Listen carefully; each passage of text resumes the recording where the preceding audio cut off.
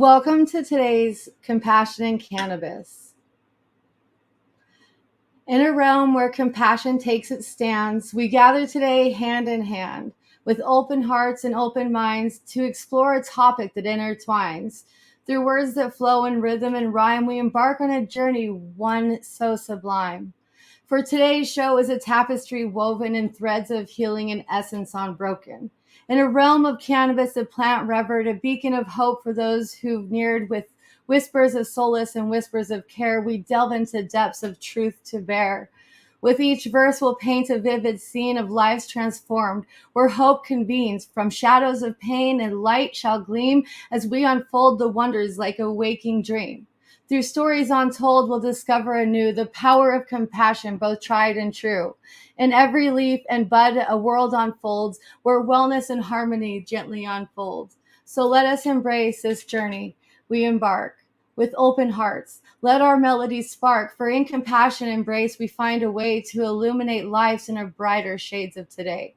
So welcome, dear viewers, to the show's embrace where compassion and cannabis finds a place. Together we'll learn and together we'll grow. In this poetic journey, let our knowledge flow. Welcome. Today we have a special edition of our show where we embark on an enlightening exploration of a topic that is at the forefront of societal conversations, cannabis. Over the years, the perceptions and understandings of cannabis have undergone a remarkable transformation. What was once stigmatized and misunderstood of how being recognized for its potential to alleviate pain, aid in medical treatments, and enhance well-being. As this shift occurs, it becomes essential to examine the intersection of compassion and cannabis. In today's episode, we'll delve into the multifaceted aspects of this remarkable plant, uncovering stories of compassion, resilience, and innovation.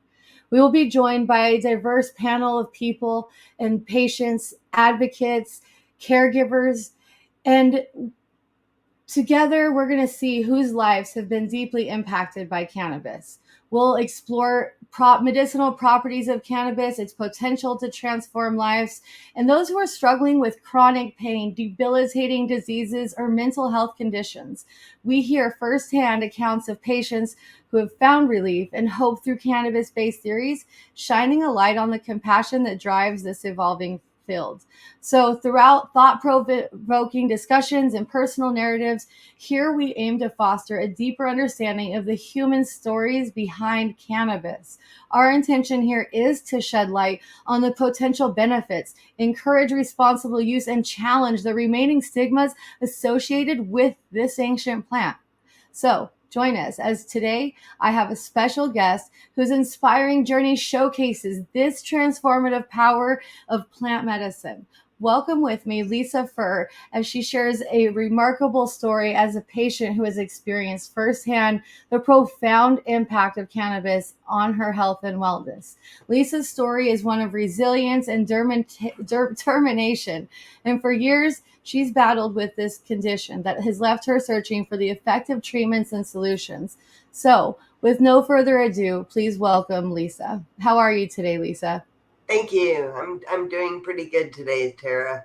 Thanks. How are you? I'm blessed, and it's a real honor to Lots for, share lots this for space with opening. you. Right?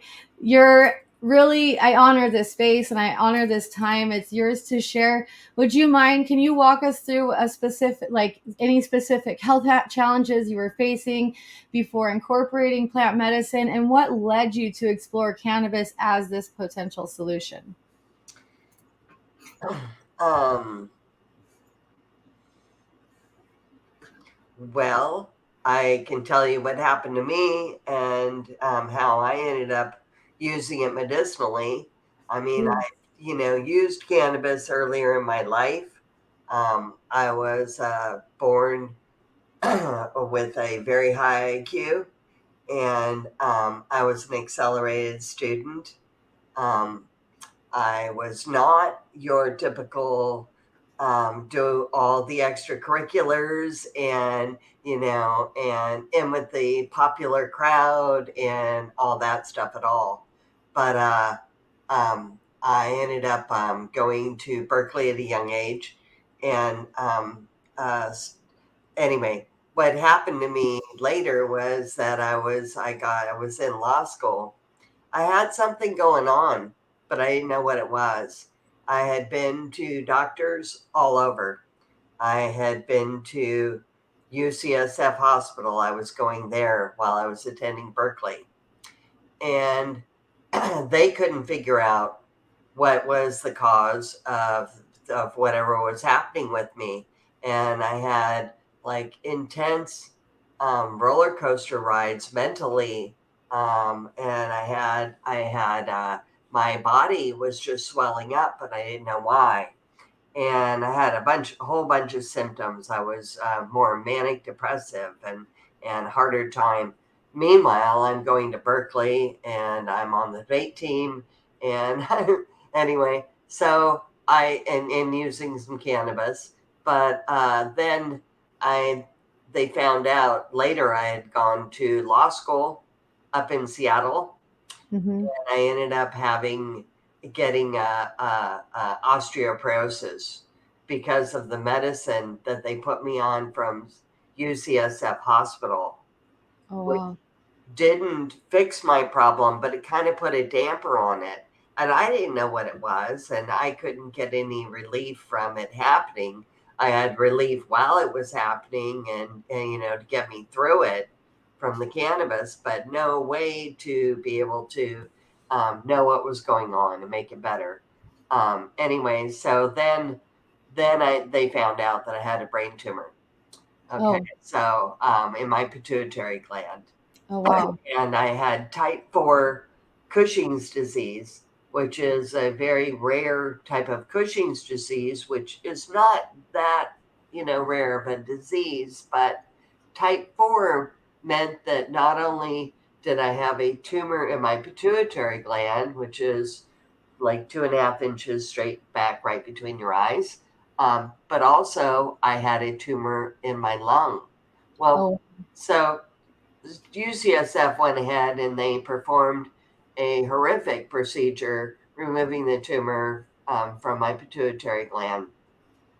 They made an incision under my lip and they peeled my face back so it'd give them more room to go in through my sinus cavities, which were in through my nose, which was open anyway. But wow. this was the particular surgeon at UCSF Hospital. Remember, these are teaching institutions. This is a particular surgeon that was his discovery, his claim to fame, and so he had performed thousands of these procedures and was certain that this was. Meanwhile, at the time when right before he was doing it, I was completely out of it and didn't really know what was going on. So I had the surgery and came out and, felt pretty good.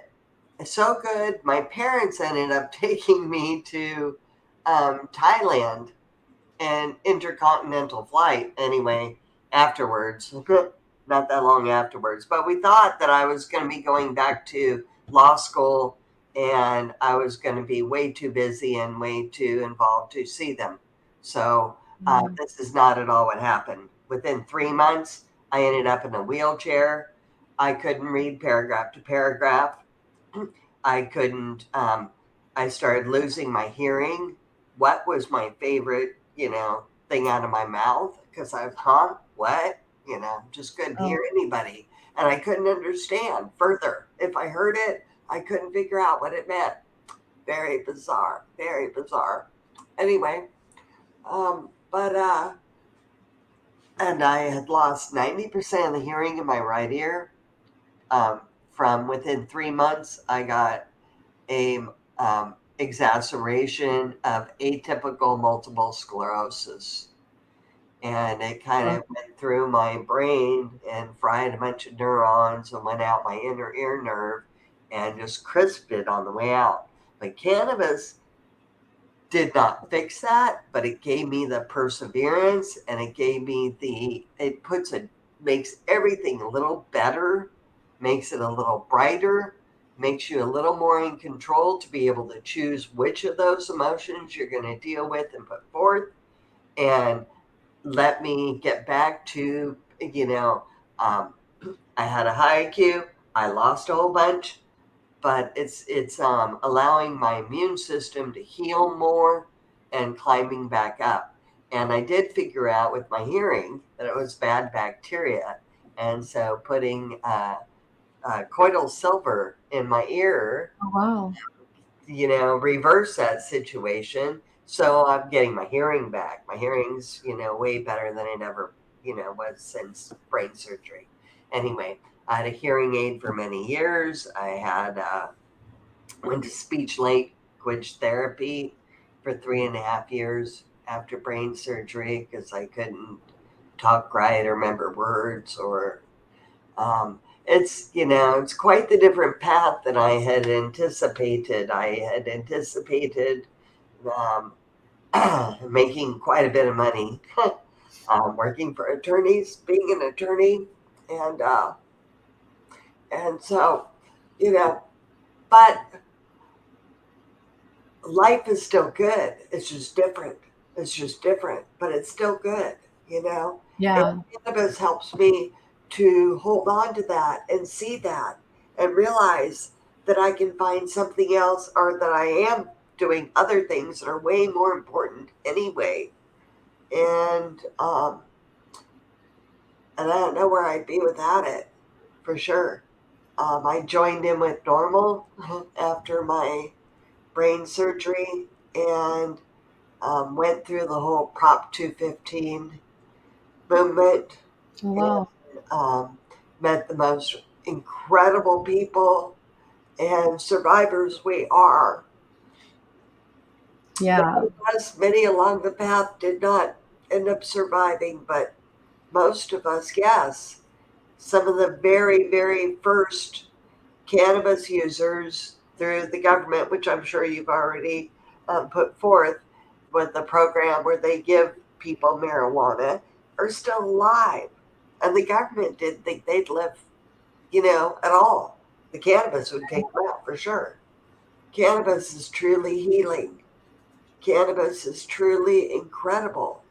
It is one of the few things that really, really, really strongly, not, I shouldn't say that one, but for me, that really strongly impact your immune system. Uh, Right. my immune system, after I had the tumor removed, I had Cushing's disease, which is extremely high levels off the charts of cortisol.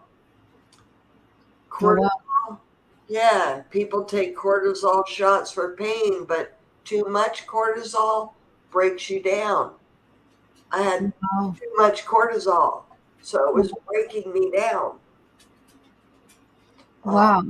for a long, I had that I had the tumor, they discovered it and removed it when I was 27. But Wow. you think that I had the tumor probably from when I was born, an itsy bitsy microadenoma. Oh, wow. Very slow growing, but Wow. yeah, and it's amazing. It's amazing. The doctors at Stanford and UCSF did not know what to do with me after brain surgery and all that happened to me and everything.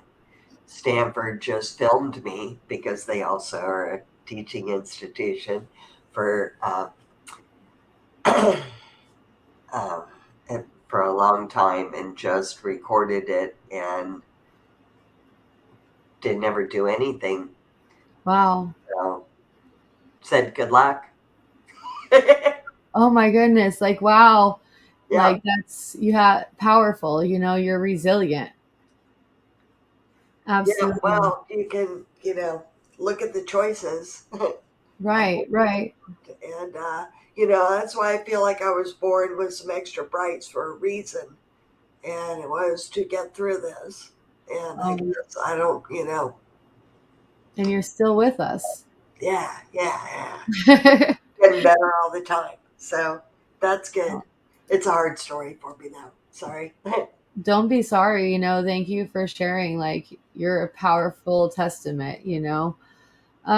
What adjustments did you have to make to your lifestyle or daily routine when it came to incorporating like any cannabis? Were there any like complementary practices or therapies that you found beneficial alongside cannabis even? Yeah, well, I've tried lots and lots and lots of different things. Like I said, after my brain surgery, I came out and and my girlfriends were hugging me and crying, and I looked at it, but I didn't really get it, and I was just like, it's okay. Anything that can be broken can be unbroken, and I do really believe that, you know. Yeah, So, cannabis is something, when horrific, overwhelming things happen, you need a little magic. And if you don't open yourself to magic, you're not going to get any magic. Miracles. You need a miracle. Open yourself to it because there right. are miracles here. We're Yeah, all miracles. And, absolutely. you know, I've always believed, known to my heart that felt very much everything that we need as human beings is on this planet. It's here. We just have to find it and figure out how to use it. We're supposedly the smartest or whatever we think anyway, so Right. then we should be doing that. We Right. We are should stardust. the Like, things that we need and they're right here. But everything gets so bent on who owns it, rather than how can we help?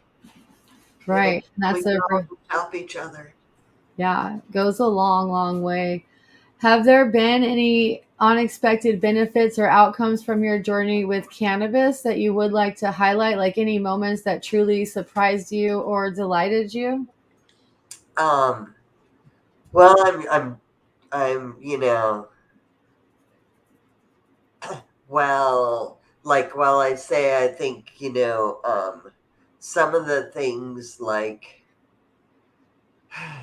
coital silver and doing some different things to help my health have been very strong. I would not have gotten there without cannabis. So I still, I mean, I wouldn't have, it's helped me very much too with having the pituitary tumor. That's your emotional center point, your emotional brain.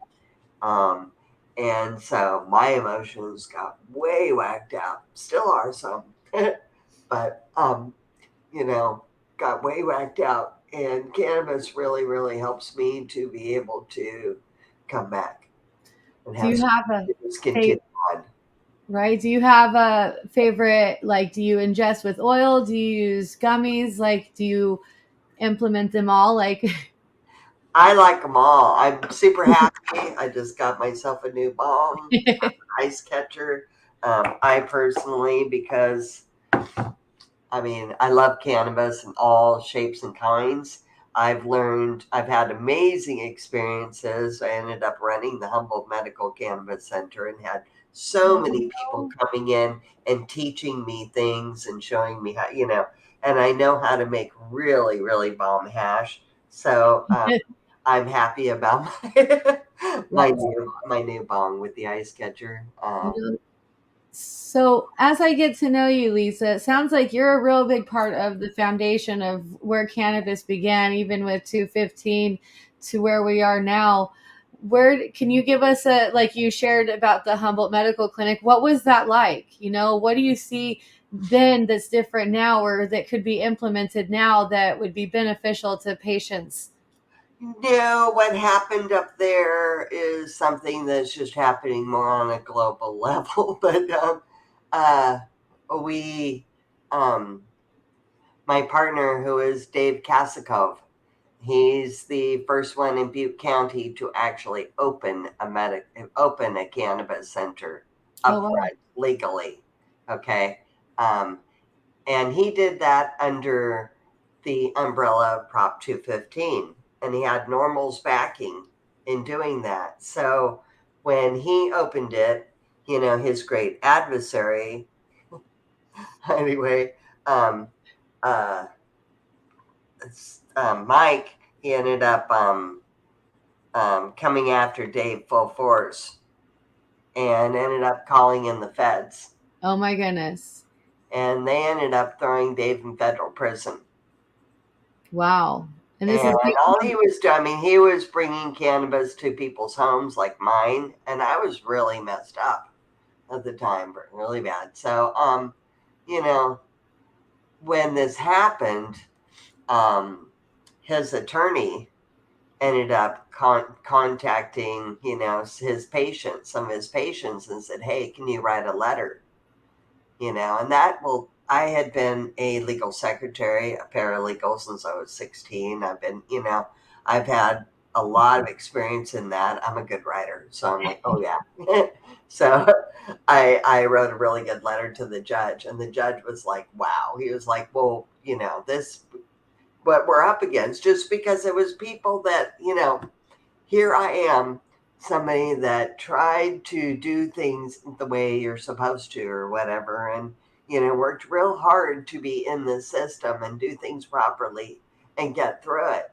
And the whole time I had the system just fighting me on it, basically, not allowing me to get through it, not allowing me to find a way, not allowing me to survive, I felt like. So, it really makes a huge, huge difference. yeah, that forefront, that fight that we're up against. I mean, and just for the record, for those who are tuning in, Butte County is in a green state. It's a green state. So it's amazing how even with regulation, we're still creating prisoners of war who the are, Yeah, the club up there ended up closing from um, ownership greed. wow. It wasn't even the police, or it wasn't even a different segment of society. It was the people that owned it. They didn't want to run it anymore. They had been all fighting amongst themselves, Oh man. stealing from each Oh other, my gosh. ripping each other off. So Yeah. they're all like done with it. But then they asked Dave and I if we would, they told us they were going to close it. And I'm like, you can't do that. There's so many patients there that really need you. And he's like, well, you want to run it? And I'm like, yeah, we'll run it. And so That's awesome. So he ended up, yeah, giving me the last key to the Humboldt Medical Cannabis Center. And Dave and I kept it open for an extra 6 months before the owners got really, really no, it wasn't even six, it was 3 months. 3 months, and we paid off like $60,000 of their debt. wow. We weren't taking any money at all. We were just working to get them out of the red. They had so much money they owed. It wasn't even funny. So, um, but they Wow. ended up getting really mad about it that we weren't kicking them cash. So they turned the lights off, turned the power off. And I'm like, nah, I got a digital scale. I can run by, by candlelight. We're cool. So we kept it going. And then they ended up talking a couple of people that were helping us into just going in and taking all of Dave's stuff. Dave had a lot of things left from Everything's Hemp that he donated to the store to sell the cannabis patients to get it up and running, and they took everything except for the pot. We had that, but Wow. so yeah, it was gutted from the inside. Yeah, and we just keep taxing and regulating, and the selfishness and greed in the cannabis industry, that is something that is so forefront. You Well, know, it really shows too that everybody really needs to work to take a big look at inside and see what stuff they have, and make sure you're dealing with that stuff, because those little hurts, those little angers, those can combine and get yeah, together like bad molecules and grow into something really big and horrible and nasty, and yeah, present themselves not only on the emotional level but the physical level. you know. Yeah. So yeah. Yeah, care for the soul is like so important. Like, and that's one of the biggest things, tuning in. You know, our body talks to us, our gut talks to us, our brain is always telling us it's working more than we even realize, you know. But it's a possibility that we could actually take control and regulate our own health and wellness. Like it's a need that I'm glad we get to have this discussion today. As an advocate for compassionate cannabis use, what message or advice would you like to share with individuals who may be considering exploring plant medicine for their own health challenges? Um, they talk about cannabis being a gateway drug. It is. It's a gateway back to health. You know, Yes, yes, that's what they're scared of. That's what they've never told you. I mean, right. I can't tell you what I have been through. It's been 30 years, and I wouldn't be here but for cannabis. I mean, Divine. it's really helped me. And it does. It can help you on each level that you need. So many other things, pain medicines, whatever, just help you with the pain. Well, what about your emotions? What about your feelings? What about you know, there's so many other aspects. What about your tension and your tightness? What about your, blood sugar? All these things where cannabis really helps you with those things. Right, But it also it's the gift. It gives you munchies. And why? Because it's lowering your blood sugar, fools. It's like the diabetes miracle too. yeah, But when you smoke, always have something to eat with you a little bit. Have something light and healthy. Already before you smoke, because you smoke, then you might get the munchies there. And it's really good to help you just bring your blood sugar back up. right. So conscious choosing, you know, being conscious in all things that we're doing, what we're eating, what we're going to intake.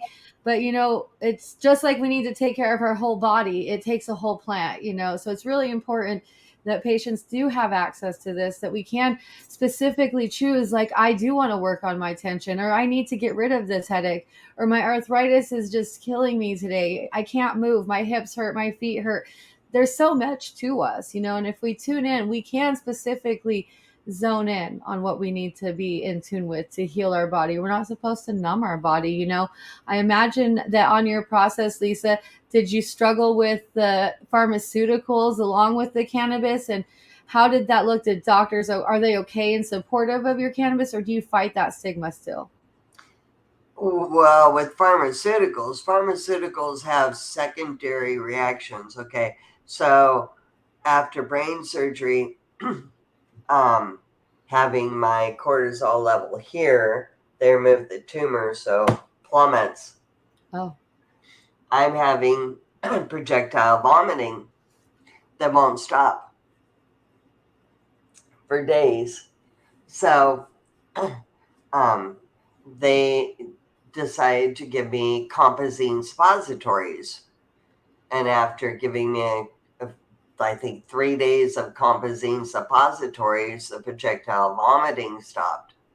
However, then, and this, mind you, at 27 still, I started bleeding out my ass. Somehow I just don't feel like, those are good.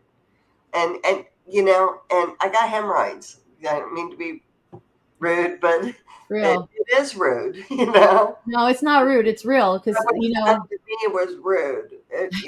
At 27, I didn't need that. right. And I don't have any ill feelings towards doctors at all. They're wonderful, wonderful, wonderful people in a very broken system. Yeah. And the system does not give them tools, does not allow them to know about things that are helpful and kind to people. Tells them, I remember growing up, the whole time growing up, you know, don't try and think for yourself. Don't try and, figure it out. Just follow the rules. Follow the rules. Get in line. That's not what's going to get you through life. Right. you Right. know, Question things. You got to think. You got to think. Every situation's different. Everybody's Right. different. Everything we face. So you got to think. And I really feel like cannabis really helps. Yeah, absolutely. And suppositories are a great method of using cannabis. Finding that great suppository is a really beneficial way of implementing it into your But system, not getting compazine suppositories. correct, That right. that again is a was compazine a steroid? Anyway, Yeah. compazine suppositories were, and it's just the doctors don't know, and they don't know. Well, maybe it's not a common reaction, but what for somebody whose immune system is plummeted like that, they don't know what to do then. And Yeah. There's a natural path to every medical path. Every medical path started with natural plant studies and learning, and then we just evolved, and like evolution we synthetically create, and that's what happens. So it's really important to do what you just said, Lisa, and that's think for yourself, own your own mind, own your body, educate yourself, look into more questions that you have, look into the holistic methods of the medicines they're giving you. There's really good balances. Do your doctors support your cannabis use on this journey? what's that? Do doctors support your cannabis use on this Well, journey? so when I had the brain surgery, then I ended up, in a wheelchair, blah, blah, blah, blah. Okay. And I ended up coming back to Chico and living at my parents' house. And I couldn't do anything. I was just in my old bedroom. My mom would come in and, and help me come in to eat dinner or whatever, but I could do nothing. So anyway, um, then my doctor, um, I started to that's the way this happened. I guess then I was doing better a little bit, but just very mentally confused and lost and socially having a really hard time. I mean, you have something like this happen and it's amazing.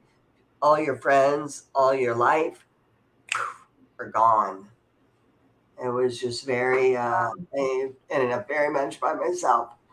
So but um I'm sorry, why did I Right. start this because Doctors supporting you and your use okay, of so I cannabis. ended up going having my doctor ended up she ended up adopting a baby, and then 3 months later the maternal um the mother of the baby decided to take it back and keep it. Oh, wow. She had bonded with this baby. So I get that. I understood, but she cut me off my disability. The form came through and said, "Is Lisa better?" And she checked the box, yes. She hadn't even seen me in 3 months. Oh my Anyway, but goodness. yeah, so that was a totally, slip on hers there. But then she felt bad about it. She saw my parents and realized, she had made an error and said, "Well, I just really don't know. I don't know. I've never had, somebody like this before. I don't know what to do." So my parents said, "Well, can you send her to a specialist?" And Mhm. she said, "Yes." So she sent me to a specialist for 6 months, John Riley. And Dr. John Riley was a brain injury specialist. And he met with me twice a week for like 6 months. And he did all this testing and blah, blah, blah. And at the end, he told my parents, he said, "Well, okay, Mr. and Mrs. Furr, I have to say I'm very, very, very sorry for what's happened to your daughter, blah, blah, blah, blah." And she's like, "But if you ever want to see her be out of that wheelchair and be able to read paragraph to paragraph again and have any kind of semblance of real life," he goes, "you need to get her off all of her pharmaceuticals and let her smoke cannabis." Wow. My dad's like, "What? What? Wow. About? What's he talking about, Pat?" And my mom's like, "It's pot, Dick. It's pot." Oh my goodness. And Wow. I'm sitting there going, "Wow," and I'm like, only half there. But I'm like, well, that makes sense. It always made me feel better. Why didn't I think of it? Anyway? Anyway, but so that really shifted my journey. That was in 1996, actually, Wow.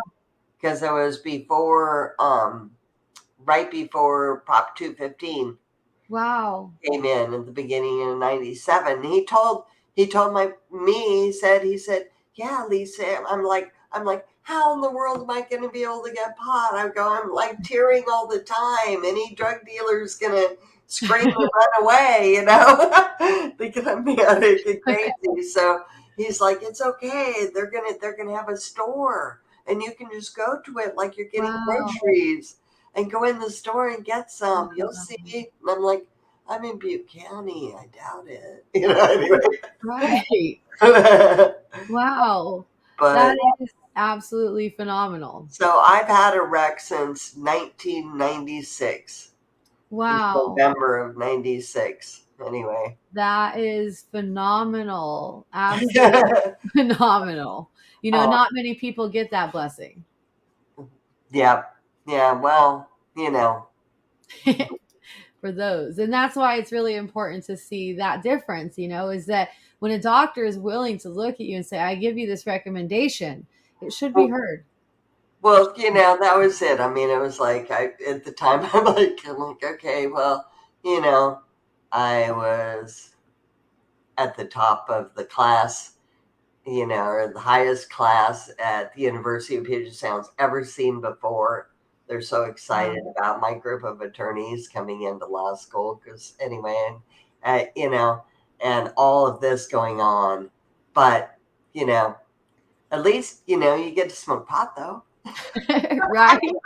And And you're part that's of even that. better. You are part of that historic foundation that we are built upon. Yeah, So yeah, you yeah. are The part Prop of that. 215 movement was very, very, very intense with Valerie Carell and all. I mean, you just so many of them uh, that aren't here anymore. It's just like even Dave Kasikov, we lost him. He Wow. finally succumbed to his battle with this. He's always been, always still had PTSD off the charts from this, and he didn't take his focus to deal with that, but kept trying to escape from it, as so many do. And he'd drink because he'd feel better for the moment, but that pushes that down, and that little bad guy grows. Yeah. And anyway, and it ended up catching up with him this year. Oh, wow. Breaks my heart. Yeah. Blessed be. We do lose so many to the fight, and a lot of the fight we have is within our own self. Hmm. It's one of the hardest things to even see and even acknowledge of mental health. And even with COVID and all of us being shut in, like community is so important. Connection is so needed, and it does so much for our soul, and it's that care for the soul that works with us. So if we do ignore, we're building it up in our microbiome, and it just kind of fills up, and it's in our head. Our own fight is within our own selves. It's really an important factor to healing is to be true to yourself. Looking back on your journey, what are you most grateful for in relation to your experience with plant medicine, and what are your hopes for the future of compassionate cannabis use? Oh, I'm most grateful I can read paragraph to paragraph, and I can hear, and I can, yeah, a whole bunch of things. Um, Future of cannabis, I see, I would like to see in more things. We need to have some of our industries updated, because the fact that we don't have hemp toilet paper that's a crime. I'm sorry. Hemp is one of the softest fibers on the planet, folks. It's Yes. so cheap to grow. You can grow, and to make toilet paper, it's very easy to make paper out of. Hippie friends of mine do it. Come on, it's not, Yeah. you know, not that big a deal. But why there isn't why haven't I don't understand why like our wealthy movie stars, that are hip and active, don't invest in that because they become trillionaires and help save the planet. It just Yeah, things like that. absolutely. It, Yeah, absolutely. embracing Tapping in. cannabis. I'd love to see cannabis people making more drinks out of it. I'm Oh, telling you, man, keep those stems. Those stems make the best drinks ever. You put the stems into almost anything, tea, juices, milk. You put it in milk, and then you take that milk and put it in the freezer, and then you blend it up and you make ice cream out of it. oh I mean, wow. there's just so many possibilities. Yeah. And that aren't even tapped on. Right. The hemp plant too, there's so many benefits to it. And our foundation was built upon it. As many may know, our flag was made of hemp. It was what they use. I think that, there's a fear because that corporation of America, that dollar bill, what would happen if we created jeans that don't tear? Uh-huh. Like, whoa, even, we'll go into feminine products, those are, those too, Hello, excuse me. We're still using tampons, women. You're putting bleach up your cooch. and Oh have you seen where God. they're I from? I mean, cannot, that is it's just so wrong.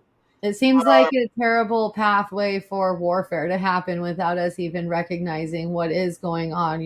Be aware of what products you do use. Where is it manufactured? Things to consider.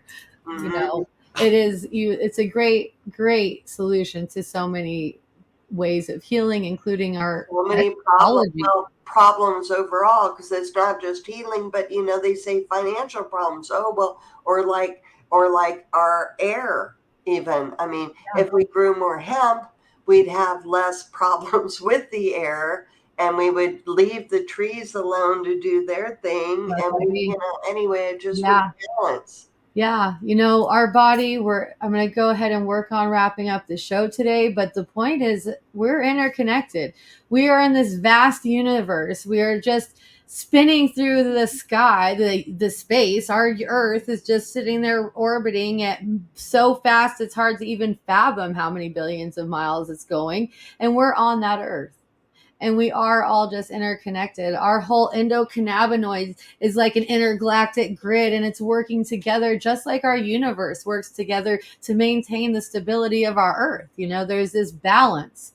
And it's important that we recognize it and see what we can do to be part of that difference. Like this plant is connected to the earth, all things that come from seed that get to root, grow through this dirt, and they bless us. They bless us with healing. It blesses our earth with healing, and everything works synergetically.